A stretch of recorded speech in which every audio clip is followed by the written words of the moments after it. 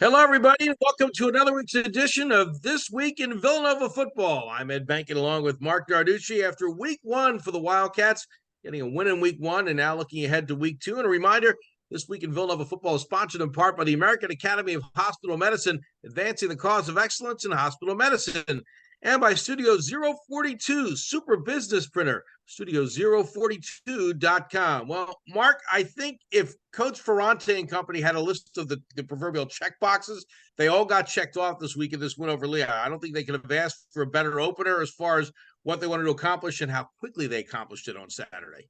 No question, Ed. Winning 38-10. Now you might say, well, it's Lehigh, it's a struggling team, but Coach Ferrani said today on the CAA conference call they didn't know what to expect. New coaching staff, new coordinators, so they really didn't know. So I think things went well for the Wildcats. There's still some things that they want to clean up because Lehigh's a team, we mentioned it before, has only won 12 games over the previous 5 years. So it's not like this is a powerhouse, but it's a good game for an opener and on the road as well. 31 of the 38 points of the 38-10 win come in the first half. We'll start with the offensive side, which took advantage of what the defense did, which we'll get to in a moment. Connor Watkins was solid. There was the one interception, but other than that, did what he needed to do. And we talked about, well, could he get some help in the backfield? He got more help than we thought from the backfield this week. And Jalen Johnson, a terrific game. He had the 66-yard run. Well, Barley also had a big game as well. We were wondering who was going to emerge in a crowded backfield. Well, the Cats had two people emerge this past week. Yeah, Jalen Jackson, as you mentioned, with the 144. I was watching the game on ESPN Plus, and I really liked the burst that he showed on that 40-plus yard touchdown run. Remember, Ed, he only played 4 games last year. He was banged up, but he put up some good numbers. So he had over 100. D. Will Barley had over 100, and TDIO Jorai, which I know I butchered that, didn't carry the ball as much. But remember, he's also playing special teams too, so he does a lot there. So I think the running backs, this is going to be the key to this team. Mark Ferrani said it again today. I think he's going to say it every day. They've got to stay healthy, but they're not big backs.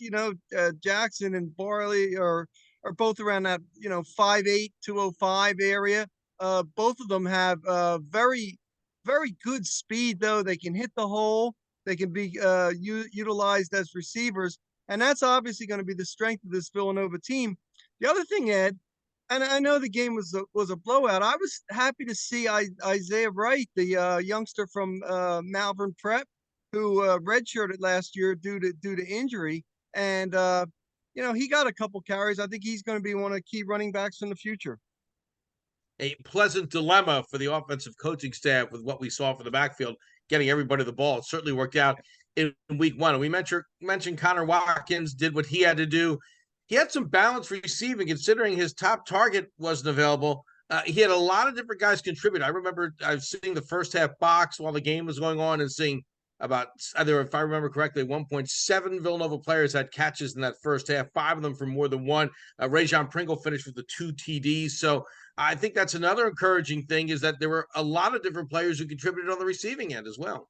Yeah, I think Pringle's going to be one of the best receivers in the CAA, as you mentioned, with the 2 touchdown catches there. And you're right about 7. Watkins hit 7 different receivers. And I didn't think the offense flowed smoothly all the time, but you're going to get that early in the season and everything. But I think Watkins came around and he made some really good throws. And the thing is, Watkins didn't have to use his legs a whole lot. I think that's going to be another weapon that we're going to see in this offense. So all in all, a good showing. Now, one thing, Ed, they were 1 for 10 on third down conversions.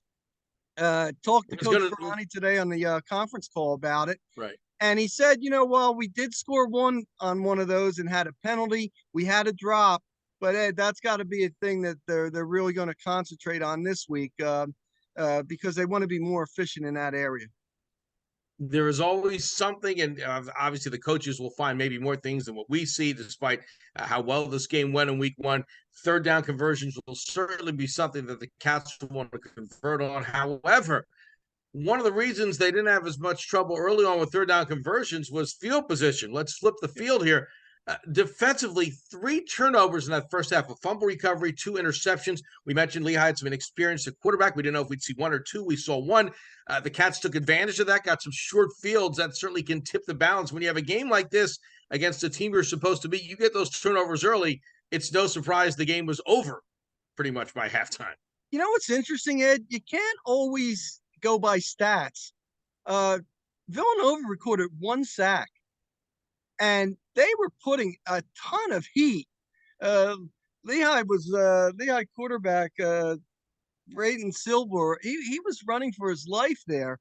And one of the things I took from the defense, the guy I was most impressed with, and we talked about him in the opening show, was Jake Reichwein, who's the transferred defensive lineman from Holy Cross. Went to Central Bucks West, the local product from Doylestown. I thought he had a heck of a game. He had 2.5 tackles for loss. He had 4 tackles. He had half a sack. He had half of that 1 sack. I think, and that was one of the keys for Villanova, replenishing the defensive line. I think Reichwein had an outstanding debut performance. And you alluded to that. We mentioned last week, Mark, only 11 sacks last year, but not as much of the pressure that we saw this week in week 1. And sometimes, especially if you have an inexperienced quarterback, one of the things they have to learn on the fly is just get rid of the ball quickly when there's nothing there. And that pressure certainly forced some of those incomplete throws. So I think that's a positive sign, seeing the pressure. And it helps when you have a secondary that Villanova has. If they can continue getting this pressure on quarterbacks like we saw this past Saturday, those interception numbers are going to grow too, because you've got enough experience in that secondary now. With what we saw, the pressure put on, at least in week 1 by the front line, made a pretty big difference as far as what the secondary can do. Yeah, no question about it with the 2 INTs. And of course, the one given, Shane Hartzell led Villanova in tackles. Their leading tackler from a year ago, the linebacker, had 7. And again, he was all over the field. But in a game like this, Ed, you can't look at statistics. Starters are pulled early and things like that. There were still some impressive ones, including Jackson. I mean, 144 yards on just 8 carries. That was impressive. 46-yard touchdown run. But you can't just look at statistics. But I think overall, Mark Ferrani very happy how his defense played to open this season. Yes. Again, great job by the running backs. Pretty nice average on the carry. It helps with that 66-yard run. Hartzell, as we mentioned, just picked up right where he left off. He's going to have another huge year, certainly for the Wildcats. And Mark, Villanova 7-0 in season openers under Mark Ferrante. They say sometimes they can set the tone for the season. We know that's not necessarily the case, but that does give you a little reminder that this coaching staff, year in and year out, gets this team prepared well in the summer and is ready to go on opening day. And that's a stat that I don't think is an underrated one, considering what happened on Saturday. No, I don't. And let's add this. This was on the road. Now, again, people are going to say, well, it was Lehigh. It doesn't matter. It's a road game. You've got to get your team used to doing that. Villanova was able to adjust to that very well. And we talked about not having the top receiver, too, Hayek, who is one of the best receivers. I mean, he was getting All-American mention among in the FCS. He did not play. Asked Mark Ferrante on Monday, is he going to be ready this week? He's still day to day. But what Mark said was, we want him ready for the CAA season. So I think they are going to side. They're going to be cautious on this, if possible. Villanova playing 3 games before getting into the CAA season. So whether he plays or not, it gives other people a chance to come in and do things. So, but that's going to be a real theme that we're going to have to watch, his health. And Villanova hopes when he does come back, he will be 100%. Yes, 2 more non-league games, including that Division I game coming up, which we'll preview a little later, coming up next week. Mark, in this business, we like to call these segues. This is the perfect one to go from last week now to this week. The Cats are now 40-4, and with 16 straight wins against the current Patriot League. They extended it last week, and now they hope to continue with it this week as Villanova takes a step up in competition, at least if you go by the preseason rankings. They take on Colgate. Now, Mark, here's another school, which we'll get to last week in a moment, that for a lot of years was a very tough team. Had kind of a down year last year, but despite being 3-8 last year, was still picked to finish 3rd in the conference. they're licking their wounds a little bit from last week, which we'll allude to. But Mark, Patriot League. Well, Ed, I'll tell you this. You say they're licking their wounds a little bit. They lost 65-0 at Syracuse. I still I was don't. being very kind. Yeah. Yeah, I still don't know how this benefits Syracuse, by the way. I know they want to get a W, and you can get one FCS win and still be bowl eligible and count that. But 65-0, and believe it or not, Ed, I was watching some of this game only because to prepare for this, and it wasn't very pretty. It was never competitive. Colgate used three different quarterbacks and threw for a total of 52 yards. So that was very tough.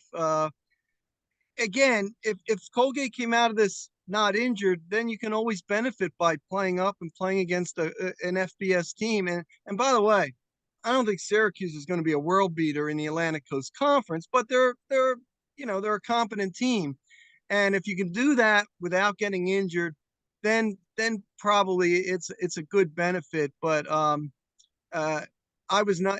How could you be impressed by anything you saw there? Their quarterbacks were kind of running for their lives as well, and as I said, just 52 yards passing. At least all three of them got some experience and everything like that. Not sure who's going to face Villanova, but when you get a beating like that, it's so key to just forget about it and move on.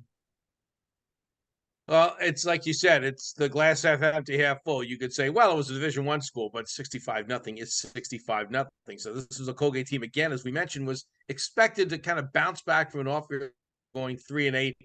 One thing they really needed to do to start the season was improve their defense. So that obviously didn't start out so well last week against Syracuse. And so we'll see how they do going back to FCS competition right now. For this Colgate squad, I think defensively, now the question is when you've been railroaded, just like destroyed by a Syracuse squad the way you did, how much does that linger, or how much are you able to say, okay, that was a Division I offense, it's behind us. Now you have another very tough opponent coming to Villanova, but you can kind of focus a little bit more on improvement. I think Colgate's defense was the big question coming into the season, and they didn't have very many answers last week. Now, and here's one thing, Ed. They faced a running back, and he's from our area in South Jersey, and LaQuint Allen for Syracuse, who rushed for over 100 yards and a touchdown in very limited action in the game. You're facing a back like that. What's Villanova's strength? The running back. So they're facing Allen, who I think is going to be a 1,000-yard rusher. He was a reserve last year, but as a sophomore, he's going to be Syracuse's top running back. And at least by facing someone, seeing the strength, seeing the speed, I think that's going to help when you're facing this collection of very talented running backs for Villanova. So if they can get something out of it, I think playing against a guy like Allen might be a benefit. By the way, before we go into Colgate's offense, for our Colgate viewers watching, I'd like to, a little bit late as it is, pass some condolences along. We mentioned how great Colgate was for so many years, largely under the leadership of Dick Biddle, their outstanding coach. He passed away last month. 137-73, really made Colgate a strong squad. I just want to certainly acknowledge his accomplishments, pass along our condolences. Really a tremendous coach in college football. Certainly the Colgate family mourning over that this past month, and we send our condolences as well. Going forward now to this group of Red Raiders trying to improve on offense. They have a quarterback, Michael Brescia, who was the rookie of the year in 2021 in the Patriot League. And we know, Mark, he can beat you with his legs, is maybe even more so than his arm if things get going right. Yeah, the one thing is, though, Ed, he's going to have to do better with his arm. Against Syracuse, 7 for 14, you say, we'll take it. 29 yards passing. He was being rushed a lot. There were, dump offs and things like that. So, I mean, Villanova is certainly going to respect him and everything like that. But, and he's not going to face the pass rush that he faced against Syracuse, but they've got to get more production from the passing game from him.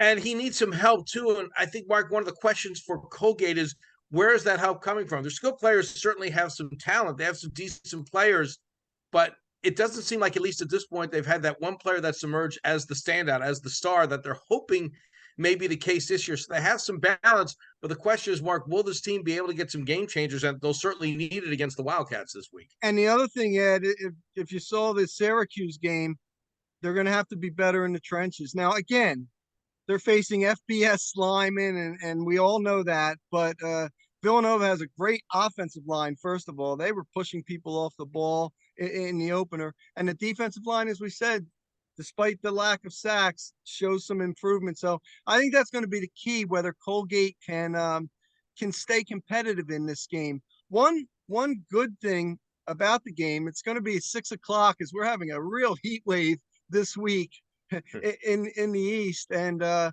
6 o'clock it might be a little cooler. That might be good for both teams. The weekend is supposed to be cooler, period, than what we're going to see throughout the week. And as you said, 6 o'clock. Kudos to Villanova and Colgate for scheduling this game early in the year at 6 p.m. Certainly makes it a lot easier considering the heat wave we've been going through this week. It should be actually perfect conditions Saturday night for some football. And Mark, we talked about the Colgate offense. On defense, we mentioned they need improvement. They have one player who's pretty darn good. Their linebacker, Tyler Flick. He had 93 tackles last season. So if you're a Villanova fan going to the game and you're saying, well, who's one guy to keep an eye on the Colgate defensive front? Tyler Flick's a heck of a player. Yeah, and not only that, Ed, did he have 93 last year? He had 14 against Syracuse. You're getting 14 tackles against that kind of offense. He really showed up last week, and he's going to be a guy that Villanova is going to certainly have to block. Well, Mark, we talked last week before the game saying, okay, with all due respect to Lehigh, this is the team Villanova should beat. They need to beat. They took care of business. Again, at least on paper, a better team this week than the Patriot League, but another week, especially home opener, it should be exciting at Villanova with the fans of Villanova Stadium again. A team that they certainly know present some challenges, but they need to take care of business because, Mark, as we know, not only is the conference schedule a couple weeks away and a Division I game ahead next week, but you need to rack up these non-conference games that most people feel you should win, because when it comes down to late in the year, if you're kind of on the borderline as far as are you getting in or not, these wins matter, and these are important games early on. Yeah, no question about it. And Ed, the CAA has usually gotten 4 or 5 teams into the FCS playoffs. This year, I don't know. I don't know if it's going to be that many. So you're right. Every win's going to be very important.